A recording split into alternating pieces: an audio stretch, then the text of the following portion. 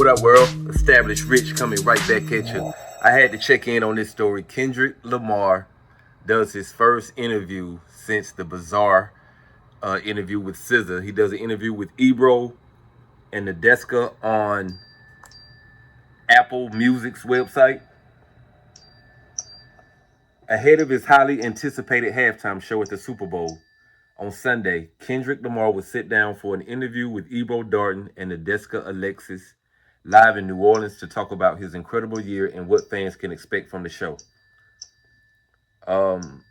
Kendrick said, "A lot of people don't see the story before the glory. I don't take it for granted at all. My intent, I think, from day one was to always keep the nature of it as a sport. I don't care how motherfuckers look at it as far as a collaborative effort. That's cool too. But I love when artists grit their teeth. I still watch battle raps. This has always been the core definition of who I am."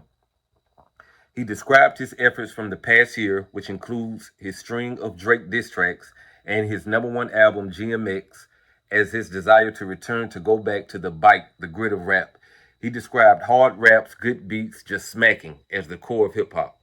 K-Dot will perform at the Super Bowl on Sunday, and SZA is scheduled to join him as a special guest. "We haven't even had a chance to crash out about it because everything has been moving fast," said Kendrick when asked about her joining him at the Super Bowl. "She's always had it. I'm just honored to be next to that talent." As far as what to expect from the Super Bowl halftime show, he provided a key word for fans: storytelling. He also shared his pre-performance preparation, which includes doing exercises, including 2-mile runs and push-ups, and listening to the Isley Brothers. The interview comes just days after Kendrick's huge #1 diss track, Not Like Us, swept at the Grammys. The Drake diss picked up the award for Record of the Year, Song of the Year, Best Rap Performance, Best Rap Song, and Best Music Video. All 5 of the categories it was nominated in. He's also coming off his acclaimed studio album, GNX, which debuted at #1 and will be supported by a co-headlining tour with SZA later this year. So Kendrick Lamar's Apple Music halftime press conference, go check it out. What I took from the interview is Kendrick really seems to be in a calm place. They didn't ask him any questions about Drake, which I'm pretty sure was instructed by his team, which I think was smart. Nobody wants to give Drake any shine whatsoever if I'm Kendrick Lamar. I don't need him to sell anything that I'm doing. I don't want him mentioned, and I don't want to talk about him. And why not? You know, I'm interested, just like you guys, to hear what Kendrick is saying to his core of friends and family. You know, the trash talk and the shit talk that he's talking. I would love to hear it, but you know, this is one of those situations where only those people are privy to his real thoughts about Drake. And lucky for him, all of those people stay solid. You know, nobody's coming back confirming, "Hey, Kendrick said this about Drake." Like, you don't hear any of that. Him talking about his inspiration, I thought was inspiring, even for myself as an artist. And a big takeaway was him talking about the 30-person staff that PG Lang has, which includes 5 executives. So how many videographers and engineers and producers? Like, this is an actual machine. And when he said that, it made me think about Drake.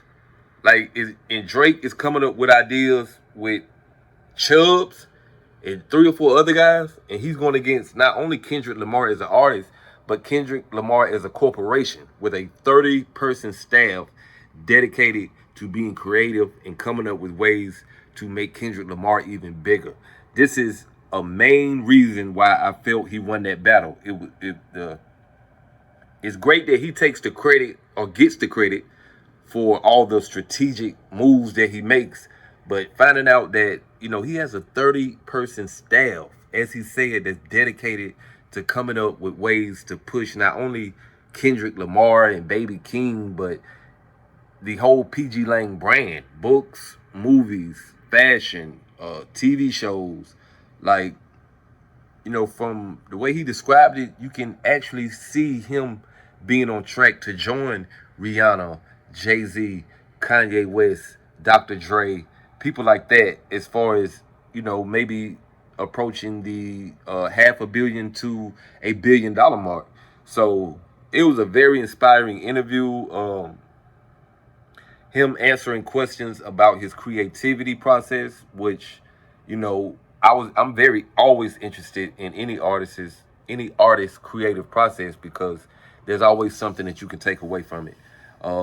Great interview, man. Great interview by Nadeska. I want to give her props. I know she's on the Apple show with Ebro, but this right here is where she really shines. She asks great questions. Uh, she did an awesome job, and Ebro did a great job too. But salute to Kendrick Lamar. Can't wait for the Super Bowl performance on Sunday. Like, comment, subscribe. Establish Rich. I'll be back with another one. Peace.